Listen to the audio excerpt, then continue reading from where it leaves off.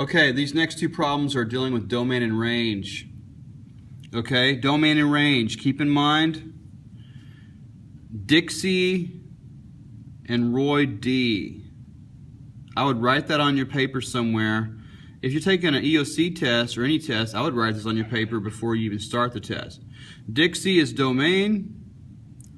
Roy D is range. Dixie is input, whereas this one is output. This is dealing with the x-axis, which is left and right. This is dealing with the y-axis, up and down. Dixie is independent. Roy D is dependent. Okay? That gives you kind of a grid to work with. If we're dealing with y equals mx plus b, this is Dixie right here, all the Dixie stuff. The domain is this, the input is this. This number goes on the x-axis back and forth. This is the independent.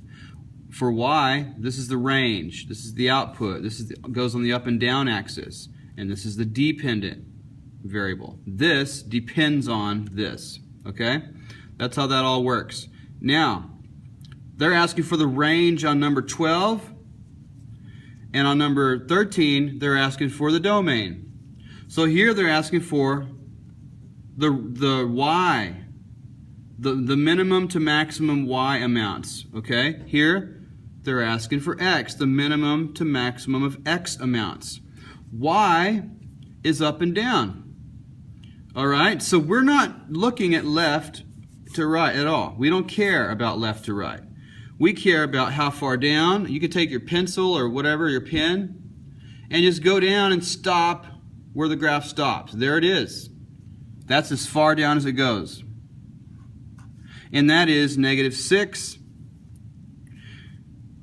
Okay, now when you're doing range and domain, you want to go ahead and maybe start off like this. Range is y, put a y, put a less than, okay? For domain, it's x, put a less than, You pretty much start almost all of them in that way. Okay? Now, how far up does it go?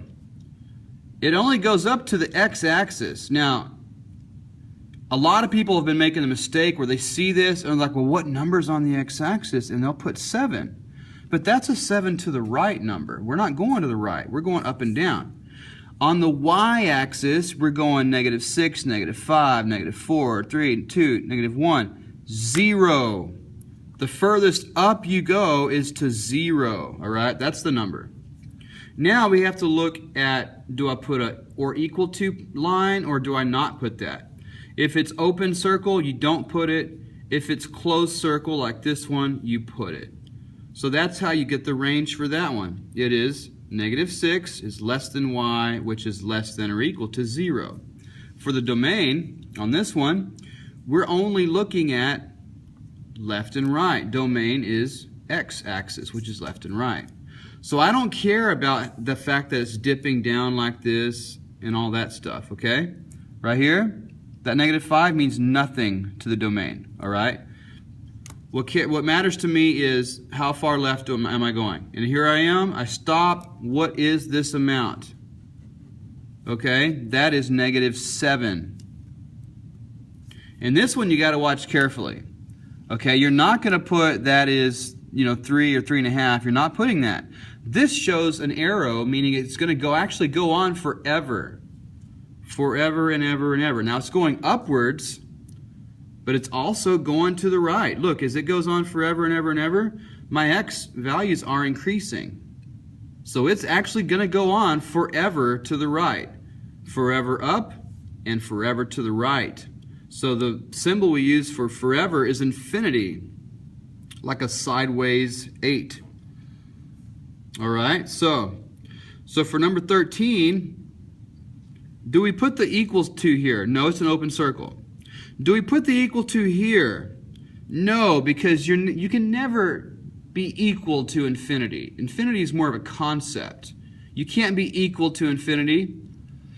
Okay, so it's not going to have the equal to line on either one. So the answer is -7 is less than x, which is less than infinity.